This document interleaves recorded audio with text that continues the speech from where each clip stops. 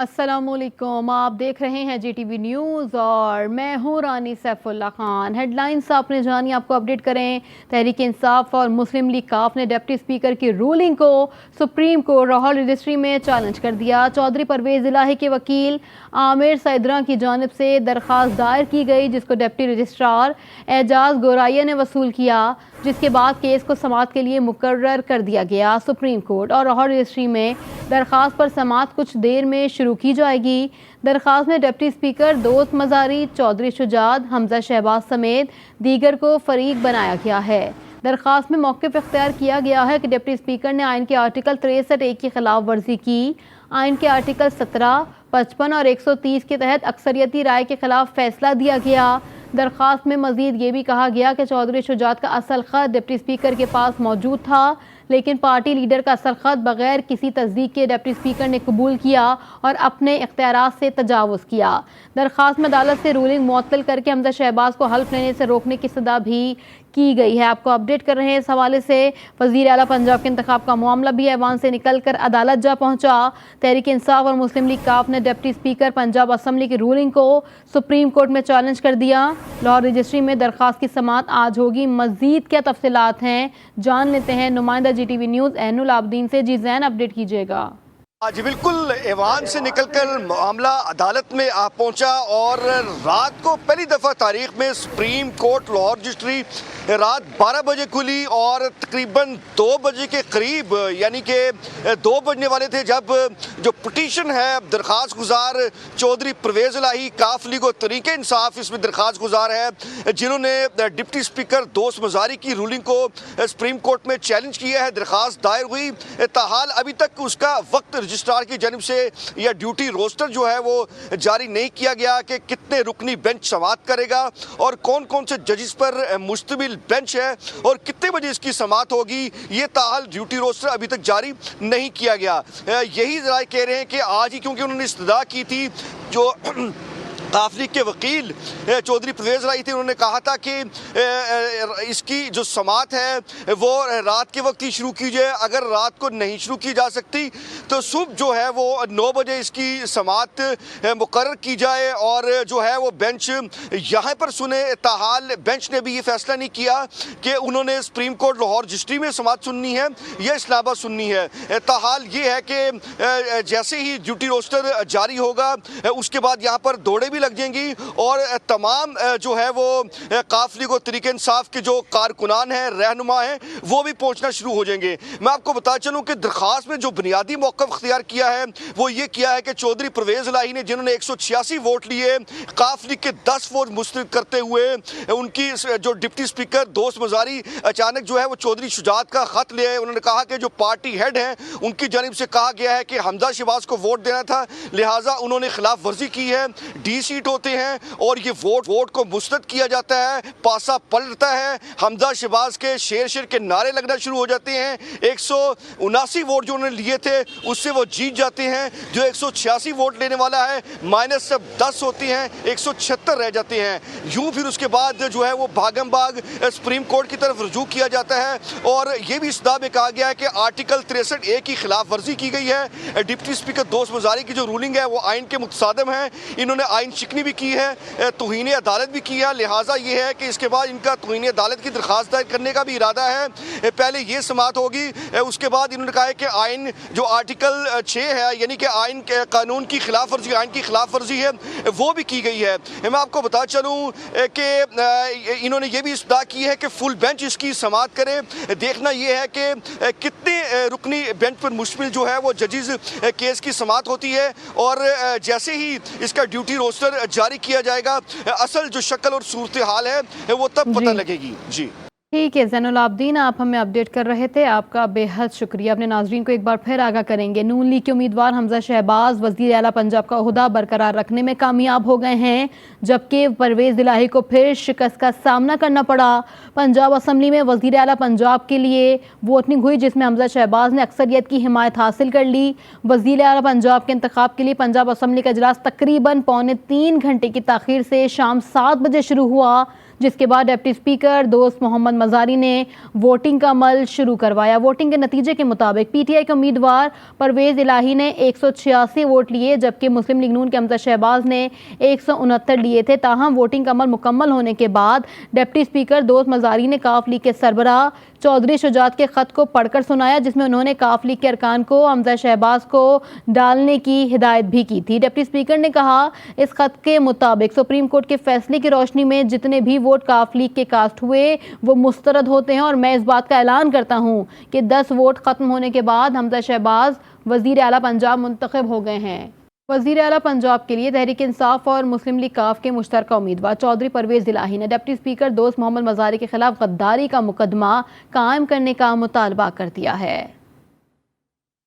Speaker के ऊपर तो आर्टिकल 6 लगता है कि इसने कॉन्स्टिट्यूशन को वायलेट किया है। इसने वो काम किया है कि जो गद्दार भी नहीं करते उससे बढ़कर गद्दार निकला है। और इसने सिर्फ एक गद्दारी नहीं बल्कि तौहीन अदालत की है कि कंटेम्प्ट ऑफ कोर्ट भी इस पे लगना चाहिए। पंजाब असम्बली में अचानक हुई अहम पेशरफ्त के मौलाना सलाही ने सोशल मीडिया के जरिए जारी अपने पैगाम में भरपूर अवामी एहतजाज का इशारा दिया। सोशल मीडिया पर उन्होंने लिखा कि आज पंजाब असम्बली में आइन हार गया और साजिश जीत गई, मगर यह जीत जल्द एक ऐसी इबरतनाक शिकस्त में बदलेगी जिसकी कोई मिसाल न होगी। आवाम का मैंडेट चोरी करने वाले अब अवामी गज़ब के लिए तैयार हो जाएं।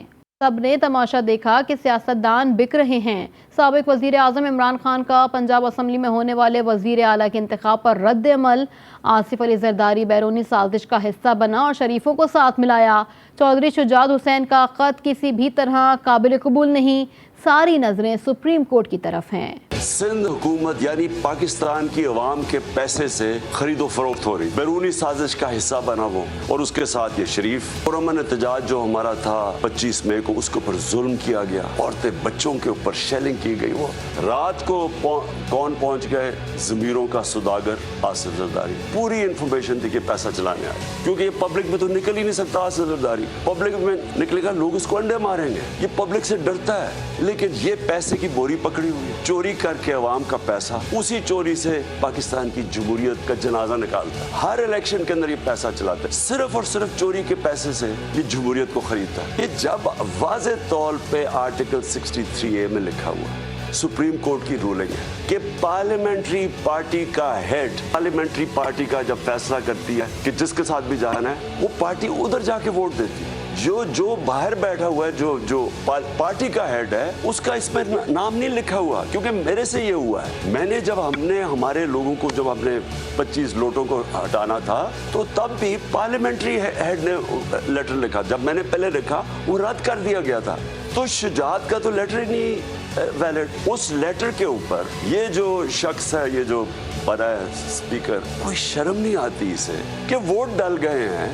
जमहूरियत और क्या होती है? 10 क्यू लीग के मेंबर्स ने पार्लियामेंट्री पार्टी के हेड पे वोट डाल दिए जाके, हम जीत गए, और उसने जाके इलेक्शन दूसरों को जिता दी।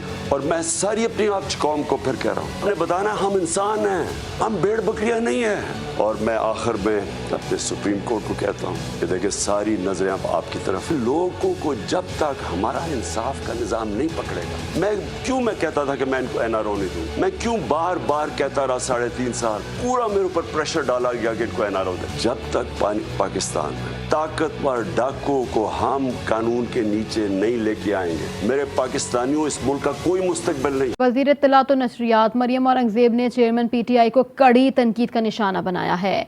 मरियम औरंगज़ेब ने कहा है कि इमरान खान आज कहते हैं कि आज उन्हें पंजाब असम्बली का इजलास देखकर हैरानी हुई। तुम्हें इस वक्त हैरानी नहीं हुई जब तुम 2018 के इलेक्शन में दूसरी जमातों के अरकान के गलों में पट्टे डाल रहे थे। तुम्हें इस वक्त हैरानी नहीं हुई जब तुमने सेनेट के इलेक्शन में पैसा चलाया और नोटों की बोरियां खोली। तुम्हें शर्म आनी चाहिए।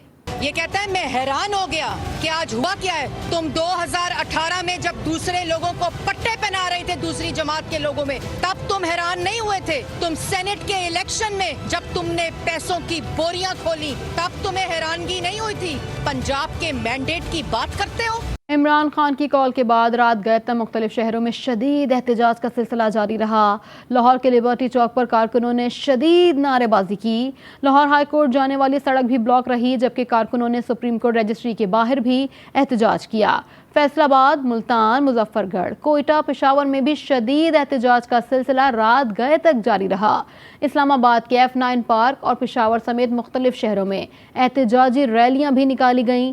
कराची में शाहराह फैसल पर नर्सरी के मुकाम पर रात गए तक एयरपोर्ट जाने वाली सड़क ब्लॉक रही। कारकुनों ने एहतजाज के बायस गाड़ियों की कतारें लगाई रखीं। पंजाब के सरबरा का फैसला हो गया। हमजा शहबाज मुल्क के सबसे बड़े सूबे के वजीर आला मुंतखब हो गए। आज वजारत आला के ओहदे का हल्फ उठाएंगे। गवर्नर पंजाब बलीगुर रहमान हमजा शहबाज से वजारत आला के ओहदे का हल्फ लेंगे। हल्फ बर्दारी की तकरीब में शिरकत के लिए मेहमानों की आमद का सिलसिला जारी है। कुछ देर में हल्फ बर्दारी की तकरीब का आगाज़ होगा। दूसरी जानिब पंजाब की नई काबीना की भी आज हल्फ उठाने का इम्कान है। आपको बता रहे हैं कि पंजाब की नई काबीना के भी आज हल्फ उठाने का इम्कान है। पंजाब के सरबरा का आखिरकार फैसला हो ही गया। हमजा शहबाज मुल्क के सबसे बड़े सूबे के वजीर आला मुंतखब हो गए। आज वजारत आला के ओहदे का हल्फ उठाएंगे। गवर्नर पंजाब बलीगुर रहमान हमजा शहबाज से वजारत आला के ओहदे का हल्फ लेंगे। हल्फ बर्दारी की तकरीब में शिरकत के लिए मेहमानों की आमद का सिलसिला जारी है। कुछ देर में हल्फ बर्दारी की तकरीब का आगाज़ होगा, जबकि दूसरी जानिब पंजाब की नई काबीना के भी आज हल्फ उठाने का इम्कान है। कराची में आज भी हल्की बारिश मुतवक्के है। मानसून का सिस्टम आज रात से ही कराची में अपने रंग दिखाएगा। इस वक्त शहर में मतला जुज़वी अबर आलूद है। मज़ीद क्या अपडेट्स हैं जान लेते हैं वजीउद्दीन से। जी वजी। बिल्कुल, कराची के मौसम की अगर बात की जाए तो इस टाइम मौसम जो है अबर आलूद है और महकमे मौसमियात की जानिब से ये बताया जा रहा है कि आज रात से जो है बारिशों का जो सिलसिला है मानसून का स्पेल का जो दाखिल होने का बोला है 24 जुलाई से, वो आज सिंध और कराची की हदूद पे जो है दाखिल हो जाएगा, जिसके बायस कराची में आज रात से जो है बारिश के इम्कान जो है वाज़ेह तौर पर देखे जा रहे हैं। आज भी बताया जा रहा है कि कराची में जो है 12 बजे के बाद दोपहर में जो है मुख्तलिफ मुकामात पर जो है हल्की बारिश के इम्कान जो है देखे जा रहे हैं। बताया जा रहा है कि बादलों के ढेरे आएंगे कराची में और फिर से जो है कराची में जो है बारिश के इम्कानात देखे जा रहे हैं। अगर इस टाइम दर्जा हरारत की बात की जाए तो 29 डिग्री सेंटीग्रेड रिकॉर्ड किया जा रहा है, जबकि हवा में नमी का तनासुब जो 81% बताया जा रहा है। मौसम का हाल बताने वालों का ये कहना है कि समुद्री हवाएं बंद होने के बाद जो हब्स काफ़ी ज़्यादा है, जिसके बायस जो है बारिश के इम्कान जो है काफ़ी ज़्यादा देखे जा रहे हैं। नया मानसून का स्पेल जो है बताया जा रहा है कि 24 जुलाई से लेकर जो 26 जुलाई तक जो जारी रहने का इम्कान है।